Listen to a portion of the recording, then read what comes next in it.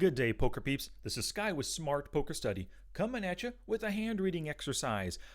If you want to learn how to do hand reading, click that link right up above for my 66 days of hand reading videos, where I show you step by step how to do the process that I'm about to do. So this hand over here on the right, Hero is dealt Ace Jack offsuit. This was sent in by longtime listener Steven, and the interesting thing about this hand is we're going to actually have two villains. It's a multi-way pot all the way to showdown right here. So with Flopzilla Pro, we'll open up the multiplayer mode.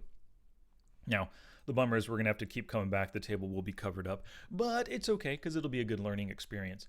Let's add a few other ranges. Let's first enter our hand. Ace of Hearts, Jack of Diamonds. So Ace Jack offsuit, suit selection, Ace of Hearts, Jack of Diamonds. Bam, right there. Apply the selection. Now you can see we're down to just one combo for Steven's range right here. Let's see the action. Oh, before we get too far, our two villains are going to be villain 4 right over here under the gun / hijack because we're missing a player. And the small blind, villain 2 right here. This is all the information that Steven gave me to go off of. 26 hands on villain 4, 28/16 player, and 57 hands on the small blind, 15/2, a rather tight passive player. Not a lot of raising, but maybe some decent amount of calling. Villain 4 open raises. Before we build the ranges, we want to see all the pre-flop action because somebody might be throwing out a 3-bet. And just a call and a fold. Great. So let's start. Villain 4 will be this first range over here. The small blind, of course, the second one, and then our hero right here. So raising under the gun as a 28/16 player. Probably a decently wide range. I'm just going to keep this simple. Let's just go with the 20% range right here. We could go through and really try to nail this down and add and subtract a lot of hands. Ace 9 off. Let's remove that. Actually, let's add that one in. And let's go with that. So we'll make a little change there. But still 20% range for villain 4 here as the raiser. Hero calls, small blind calls. Now remember, he's a 15/2 player. So what is this player's calling range? Maybe something close to 10%, maybe 14%. Let's go a little bit wider. He doesn't necessarily end the action, but that pot's already big. He's getting a pretty good price on 2.5 extra big blinds to put in. So we'll go with, because he's rather nitty, only plays 15% of hands total. He's a 15/2. I don't want to go too wide with his calls. And I'm pretty comfortable with this, just this range right here. So let's go with that. So pre-flop, our hero has 34% equity. It's basically a chop, 3-way chop right now with a wider open raising range, but it does contain all of your strongest hands. Our hero has a pretty decent Ace Jack offsuit, and then the caller, decently narrow range with a lot of pairs, the best broadways, and with the strongest hands removed. Actually, because he's only a 15/2, doesn't call that often, let's say he can actually call with these and he won't be putting out that 3-bet. But most players, queens and better, are going to be 3-betting here. So, like I said, a little bit dropped, but we're chopping right now, the 3 of us. Ace Jack, or Ace Queen, Queen of Diamonds, 7 of Hearts. So on this board, wow, because we hit that top pair, decent kicker, 57.5% equity. Things are looking pretty good at this point. Let's see the action. And a tiny 1/3 pot bet. That screams weakness. What does hero do? Just call, maybe trying to pot control, maybe trying to keep villain in the pot with a weaker ace, maybe a queen, a gut shot draw, something like that. And villain 2 just calls. No check raising, no raising in position from hero here. So the first question is, what is he doing this with? Villain 4. We'll go to his range right here. So what is he c-betting a measly 1/3 pot with? We'll clear all the filters. He does have a full stack, or at least started with close to full stacks and double stack right here. I think, at least for one street, maybe he's the kind of player that likes to bet small, hoping for a raise from somebody. So let's put the strongest hands in his range for sure, at least for the first street, betting small. Top pair, yeah, those are in his range for betting small. Pocket pair less than top card kings. Mid pairs, all those queens.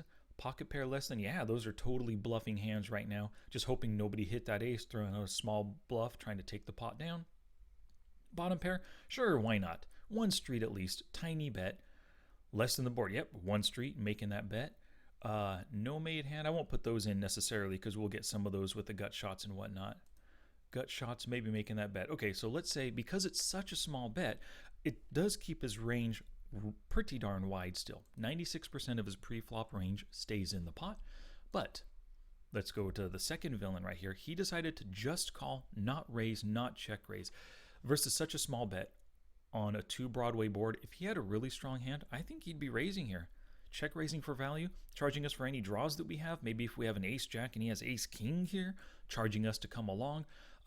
So I'm going to remove a lot of strong hands from villain 2's range right here. He's not check calling a small bet with a set. He wants money in the pot. 2 pair either, let's remove those. Top pair hands. Okay, let's keep top pair hands in his calling range. He's very passive in general, 15/2 after all. Mid pairs, yeah, those can call. Tiny bet, right? If he thinks that we both are not, he's bluffing and we don't have anything because that tiny bet, he might be able to call one street with those under pocket pairs at least. Let's give him the gut shots to call. 2-card backdoor, not necessarily. He's out of position against 2 other players. It's not a good spot to chase a couple of diamonds or a couple of hearts. So let's give him that range. All right, so now that we narrowed some of their ranges, we remove the strongest hands from villain 2. Kept strong and a ton of weak ones here. Hero, 58% equity. Things are looking pretty good at this point. Plus, we have position against 2 players. The Jack of Clubs comes. Loving that. Hitting 2 pair, jumping up to 63% equity. Let's see what they got, or what they do. Check and a check. They're both showing weakness. They don't like this. Of course, if they had a king 10 and hit a straight, they would be checking with a plan to check call or maybe check raise probably to get the whole stack in. But at this point, with a 2 pair hand, and really, it's a really, really strong hand at this point because everyone has showed weakness on all the streets. A large, little over 3/4 pot. Loving that, like 80% pot maybe? 80, yeah, right around there, 75 I guess. Call. And then a call. Interesting. So let's go to the first villain, villain 2, the first caller. He's just calling. If he had any really strong hands, like straight with king 10, he's not just calling this. We showed so much aggression. We showed that we love our hand here. He would really love his hand with king 10, trying to get that full stack in. He's not just calling. No, we're not going to put straights in his calling range. Sets either. That just now hit a set. Yeah, let's put that in his range because he is so passive. 2 pair, those can be calling. Top pair can be calling as well. Mid pairs, I think this is definitely the time to be folding.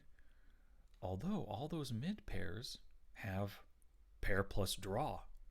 So instead of putting in the mid pairs, let's just put in the gut shots. And as you can see,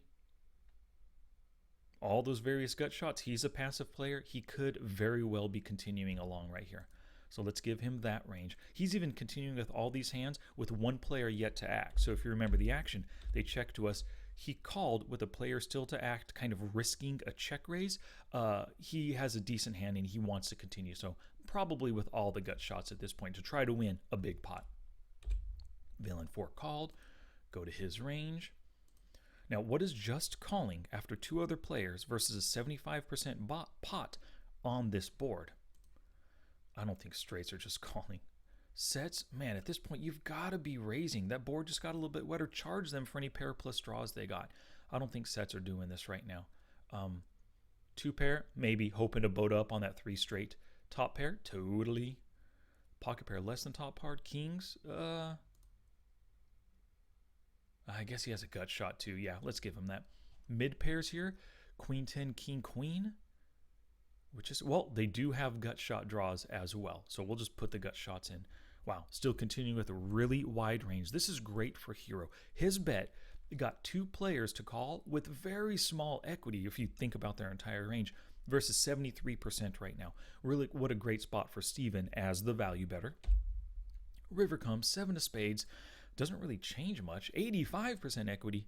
That's great because on the prior street, we didn't really give them any 7s. They didn't have 7-6 or 8-7 didn't remain in villain 4's range. Villain 2, well, We got rid of his pocket sevens a while ago. He can't have quads. He doesn't even have ace seven in his calling range pre-flop. That seven should not scare us one bit. We love this hand right now. Oh, and then hero checks. I think this is definitely, I mean, given our equity, given what they could potentially have, what they've called with up to this point in the hand, I think they easily have weaker top pair hands, maybe even a queen, gut shot stuff, king, queen, king, jack that could have stayed in. He could have potentially gotten value out of players who are just non-believing. And these two players could be that. I think he missed out on value right here with a very, very strong two-pair hand. So with that 85% equity, I mean, you've got to bet something for value. Anytime you check behind with the winning hand, you've got to ask yourself, could I have bet for value?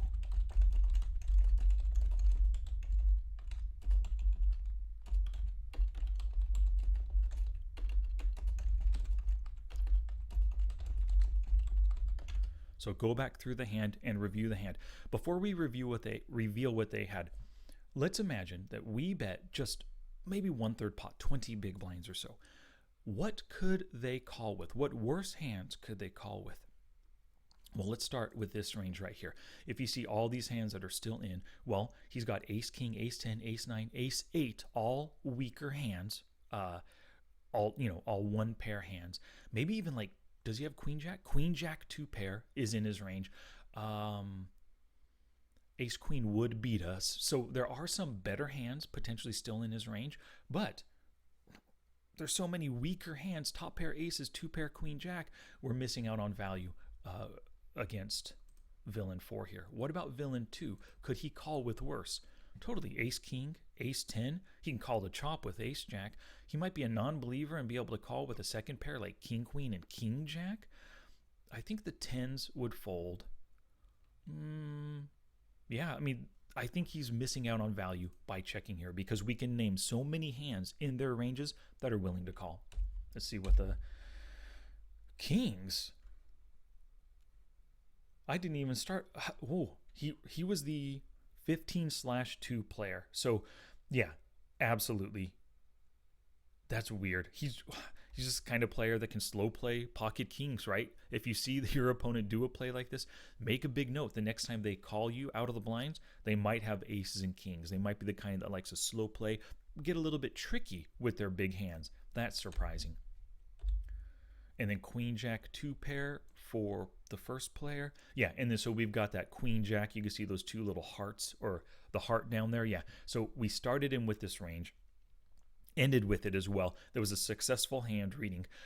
Not successful here because we did not think he'd be calling pre-flop with just pocket king or with a hand as strong as pocket kings.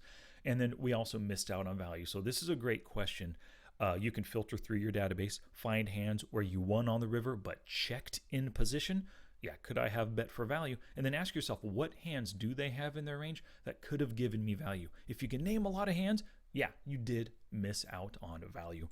Alrighty, thank you everybody so much for watching. Thanks to Steven for sending this hand in. If you enjoyed this video, click the thumbs up down below and subscribe to the channel, and I'll catch you in the next one.